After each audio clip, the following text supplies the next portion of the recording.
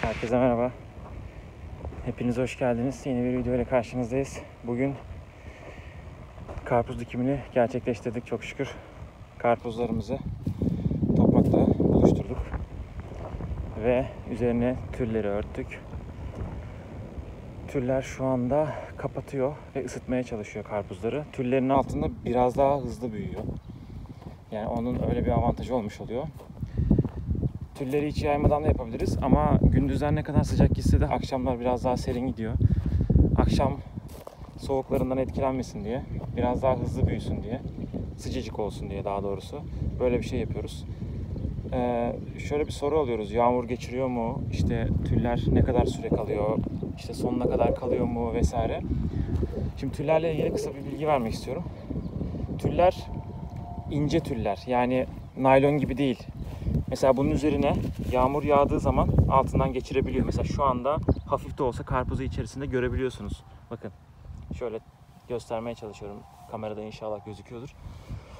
Tüller şey değil, böyle naylon olup hiç su geçirmiyor, hiçbir şey yapmıyor. Hani tamamen koruyor gibisinden değil.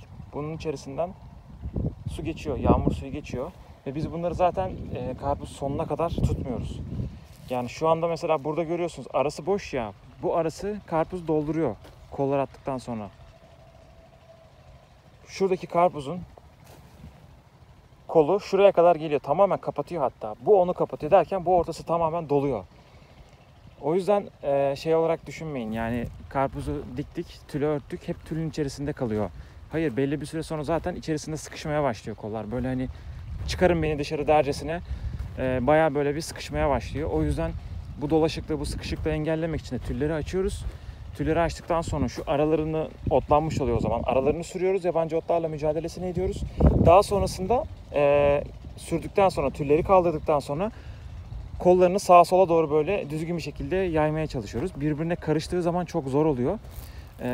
Tek bir sıra içerisinde böyle yana doğru yayarsak o zaman çok daha rahat oluyor. Bu tüllerde yani bu sene kullandık, pat atmıyoruz. Yani bu sene kullandıktan sonra seneye de kullanabiliyoruz.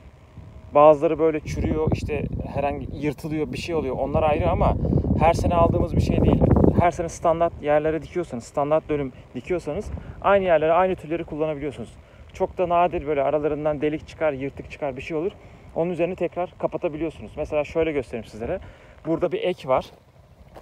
Tülün bir eki var. Hani baştan sona kadar tek bir parça halinde sarmak zorunda değilsiniz. Mesela burada bir ek var. Bu eki diğerinin üstüne kapatmışız şöyle.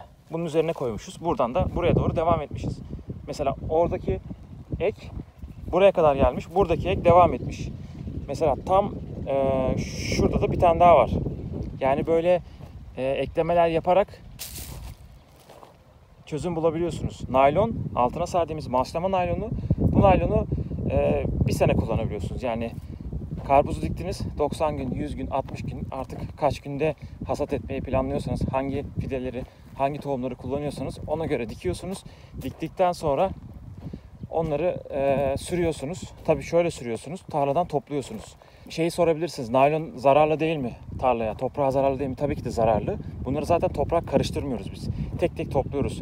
Karpuz tarlası sürdükten sonra yapılan işlemler diye bir video yapmıştım sizlere. O videoyu muhakkak izleyin. Yani üstümüz başımız çamur oluyor onları çıkarana kadar. Tarladan tek tek topluyoruz.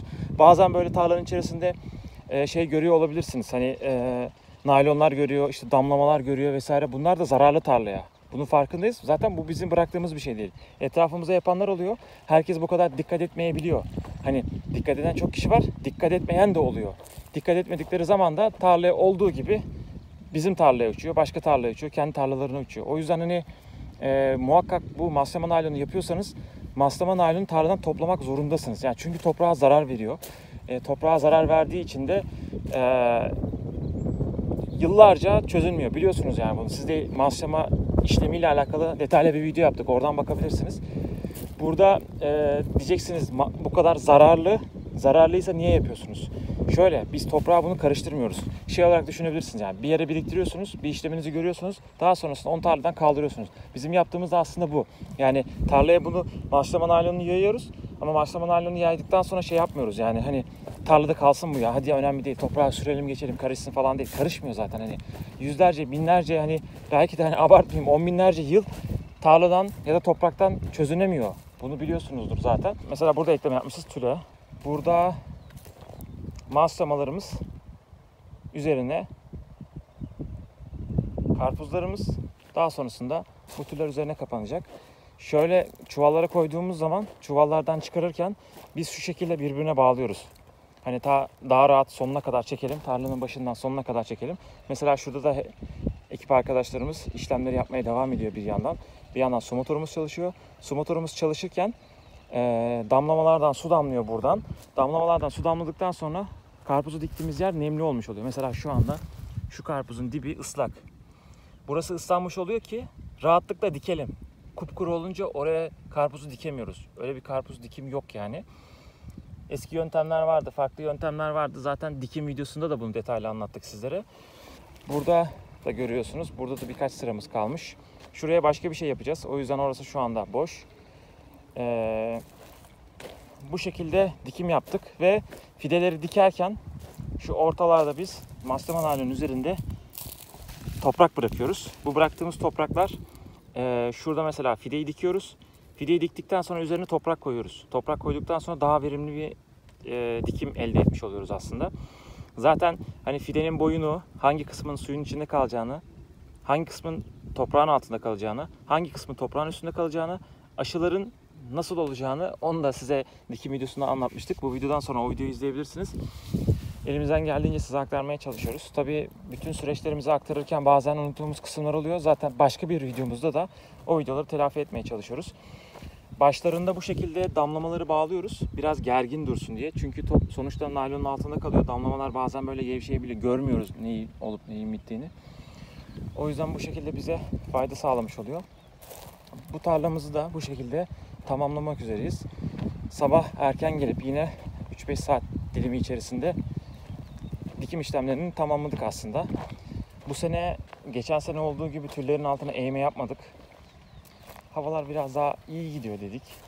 Yani bir de eğme yapmadan denemek istedik aslında. Çünkü eğme yapmak hem onu tek tek yaymak, tek tek toplamak maliyet oluyor, zaman kaybı oluyor. Bu sene işlerimiz çok sıkıştı. Onu atladık diyebiliriz sizlere. Burada ceviz ağacımız var. Onun arkasında da kavak ağacı var. O kavak ağacını bizi takip edenler bilir. Drone çekimi esnasında kavağın en üstüne drone'u paldır küldür çarpmıştım.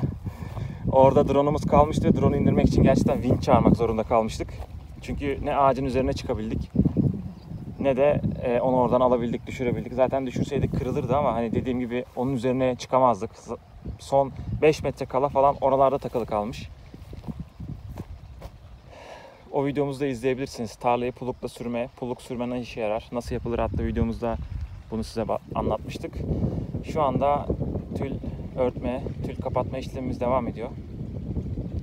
Artık çok yorulduk, sıcak da çıktı, erken geldik ama anca bitirebiliyoruz. Bunun hepsinin makinesi var.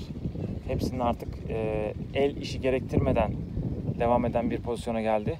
İlerleyen zamanlarda bütün makineleri, bütün teknolojileri elde etmeye çalışacağız. Bunları da size aktarmaya çalışacağız. Bugünkü videomuz da bu şekildeydi.